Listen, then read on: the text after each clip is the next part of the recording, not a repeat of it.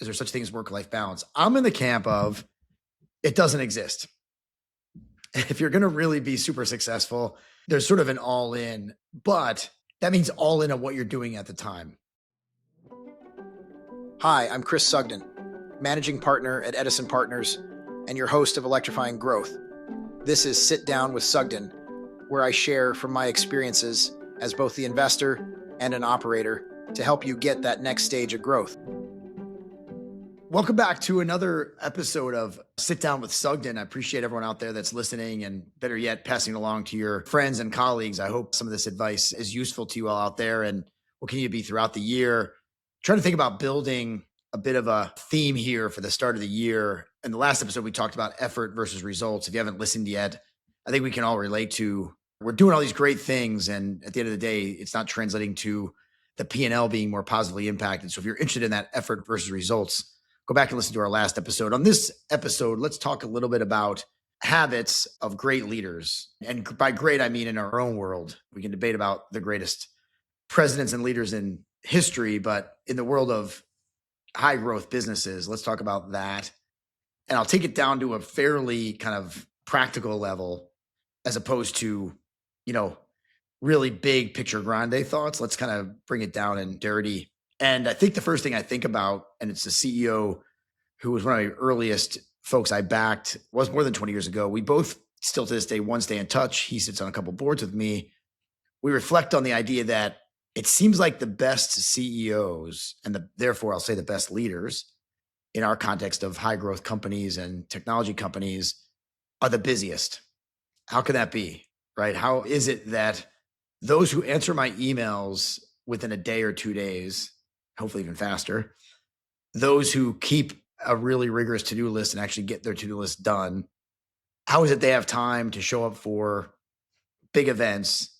They take time for themselves to develop themselves as a leader, but also develop others as leaders. Those busiest tend to be the best and vice versa. How is that? Well, let's start with just being organized.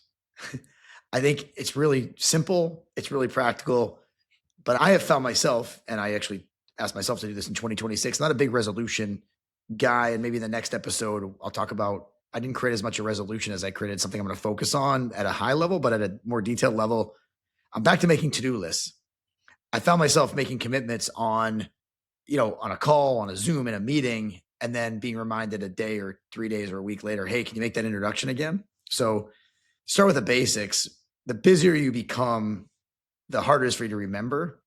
And I tend to think the further we get in our career, the more we get away from keeping the list of things we promised people we're going to do. So number one is, maintaining or delivering on the commitments you've made. And if you don't have a list of what commitments you made, how are you going to do that? Now go back to the best leaders seem to be the ones who consistently get back, and I don't have to remind them that they promised to do something for me. And I'm sure those CEOs or those board members who, hey, Chris, do you remember? You told me you were going to connect me with so-and-so. Those who remind me once probably get away with, and I look like I'm doing a good job. Those who have to remind me 3 times, there is the 3 strikes and you're out. You kind of look like you're disorganized and you forgot. So I know it sounds really basic, but as you got further along in your career, do you find yourself keeping less of that to-do list, less of that reminder? So food for thought on how do you keep it all straight? Day and age of technology, we tend to think about our phones. We're not writing things down. Do you at least use good old Siri and dictate your to-do list on your phone? That's another simple thing that you can do if you're not a pen and paper person any longer.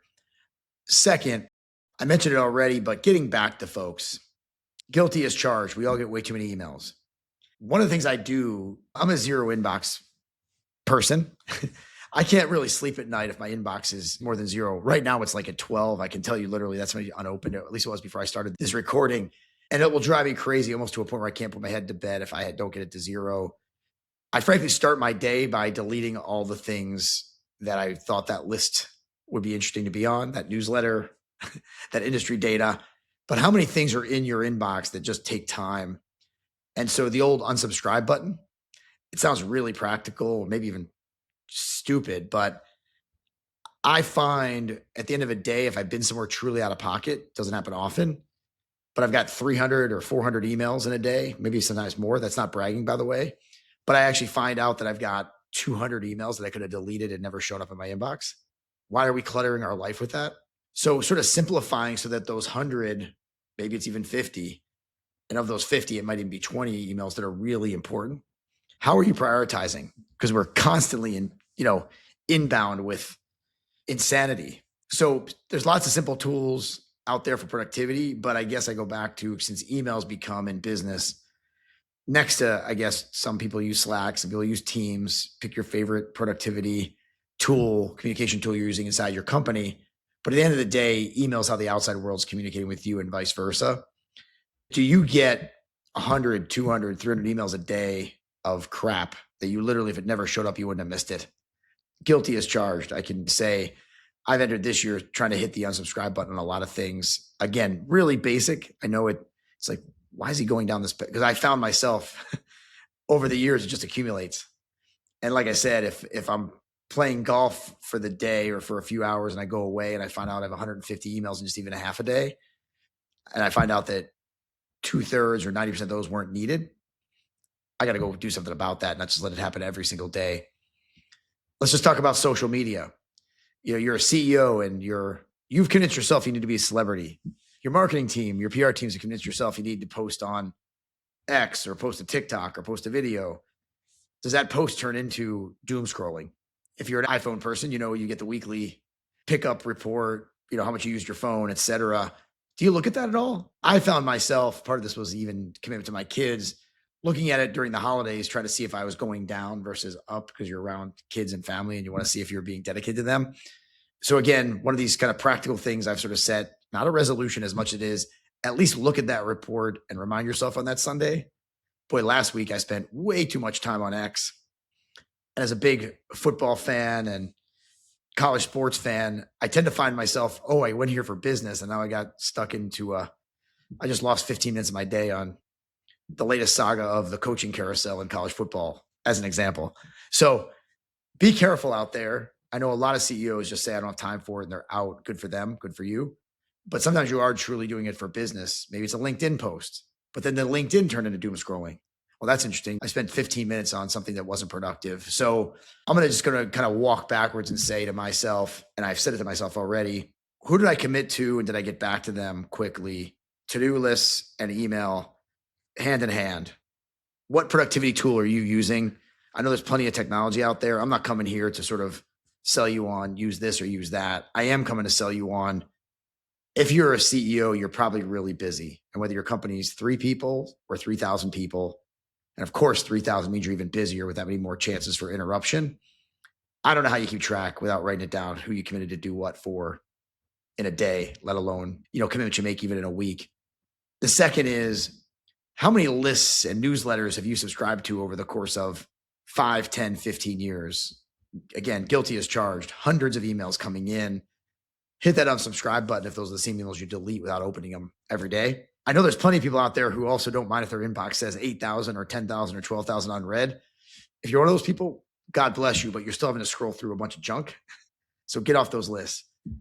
Third, I use social media, but LinkedIn social media, obviously TikTok and X and all that. But in this world of, we've got to be present in our industry, we got to look like we're experts. We're finding ourselves wanting to be present on these outlets and these mediums. Are you finding yourself, how are you keeping yourself accountable to how often I'm using them? And again, by the way, if I'm sounding like I'm on a soapbox or preachy, this is what I talk to myself about and say, I need to do better. So I think about that Sunday kind of weekly report that pops up on my iPhone. And instead of just deleting it, I'm actually looking at it. I started that, kind of early December this year, just to kind of see if I was getting better or worse. And there's definitely these moments where I look and go, God, that was not good that week or that day. But the bottom line is, if you're not measuring it, how are you knowing if you're getting better at it? As I reflect on this idea of kind of, call it good habits, the building blocks of being a good leader, because that's what we sort of are focused on today, or in this session, if you will. Balance. There's a topic and a debate. Can you have it all? Is there such thing as work-life balance? I'm in the camp of, it doesn't exist.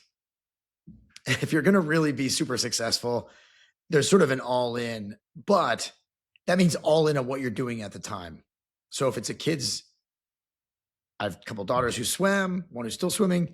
If I'm at the swim meet and I'm on my phone, I'm not present And for those swim dads and moms out there, you all know that 30 seconds or 3 minutes if they swim a long distance event, that's all you got. So yes, you can be on your phone, but if you happen to be on your phone and the 30-second heat went by, you missed it. So using the balance to me is the wrong way to frame this, because there's no 50-50 in business. It's probably going to be 60-40, 70-30, 80-20 at the end of the day, if we're being practical about it. But on that 20, 30, or 40% where you're present for your kids or your spouse, wife, significant other, are you 100% committed at that time? And that's why when I tie back to looking at the productivity tools and looking at how much you spend on social media, if it's hours and hours, it probably wasn't leading to your business results. It was probably taking time away from what you can be doing. So maximizing the time you are giving to your personal life. And again, that could be your own personal growth and fulfillment, sure. But if it's family, the old phone at the dinner table is not real healthy. Again, these are things you've heard all the time, but I don't think balance should be framed as it's a 50-50 match between work and personal, because I don't think that ever happens, especially to the entrepreneurs out there that are kind of started a business or worry about making payroll or hitting their growth objectives and bottom line objectives. You all know that's just not realistic. Whatever percentage of your time that's probably less than 50 that's dedicated to your personal life, your family, etc., are you 100% present at that time? That's a question I'd ask myself. And quite frankly, ask yourself before, not after, because after you'll convince yourself you were present. I'm fortunate that my wife will often say, will you put that damn thing down? And I do say fortunate. At the time, I probably get pissed off. But, there you go. You couldn't stop looking at it. And I can't tell you how many times, probably a way bigger percentage than not, it's not as big a crisis that can't wait. Yes, we're occasionally working on a real-time deal. Yes, there's a fire going on. I get it, but it probably isn't every day. So can you have, in addition to the other things we've talked about with meeting commitments, not only saying you're going to do something and following through on it, keeping your life more organized, there is this question of, am I present when it's not work? Because most likely for those who are on the go and spending a few minutes with me here on these podcasts, trying to get better at business, being present when it is that time for personal is really a thing to do 100% of the time on that minority percentage of time that you can actually dedicate to those activities. And that's why the to-do list that you throw away is worse than a to-do list that can be cumulative. And I say that because the feeling of checking something off, there's plenty of research out there, writing it down and seeing it checked off. So if you keep it as a week or as a month, even better, and cumulatively you're seeing yourself not carry over a bunch of things, you're going to feel a lot better about yourself and the accomplishments you've had. So those are sort of my big three. I didn't say I'm not communicating with my team. I didn't say spend time being prepared for your one-on-one meeting with your team members. We can get into that in some future episodes, which are all really worthy leadership things to be doing, displaying. But I think by focusing on the things I just talked about, will you be more present and a better leader by example? If when you commit to doing something, you do it.